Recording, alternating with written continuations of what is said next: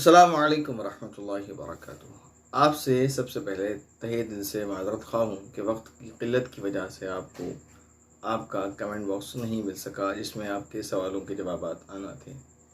बहरहाल इरादा ये है कि आपके जो सवालात हैं उनके जवाब दिए जाएं, लेकिन क्योंकि वक्त की क़िल्लत है तो आपके तमाम जवाबात को नहीं दिया जा सकेगा। लेकिन आज एक इम्पोर्टेंट सवाल है, उसको ले लिया गया है और उसका जवाब आपको दिया जा रहा है।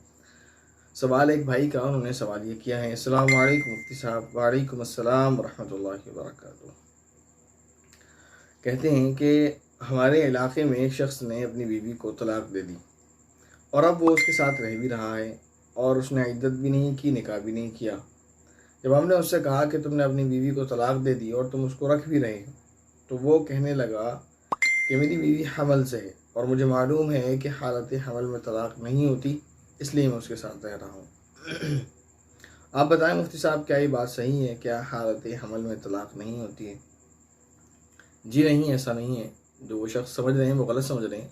और उन्होंने अगर बीवी को तलाक दे दी है तो तलाक हो गई, और फिर तलाक उन्होंने किन अल्फाज में दी है उसको देखा जाएगा। लेकिन उनका ये समझना कि हालत हमल में तलाक नहीं होती, ये बिल्कुल गलत है।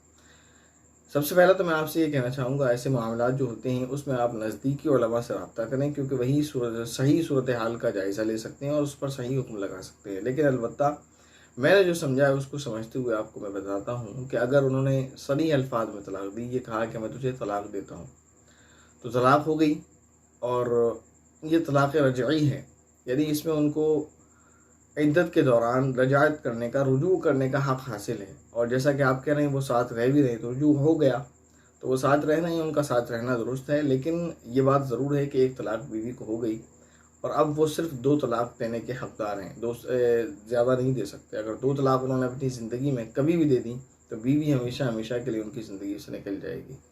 लेकिन अगर उन्होंने साफ़ अल्फाज में नहीं कहा था बल्कि किराई अल्फाज का इस्तेमाल किया था, मसलन मैंने तुझे छोड़ दिया, इस तरह के कलिमात उन्होंने कहे और मुराद तलाक को लिया है, तो फिर ये तलाक़ बाइन है। और तलाक़ बाइन का हुक्म यह है कि निकाह किया जाएगा और इद्दत के दौरान ही कर सकते हैं। उसके लिए इद्दत गुजारने की ज़रूरत नहीं है, क्योंकि वो अपने ही शौहर से निकाह करेगी जो साबिक़ शौहर है।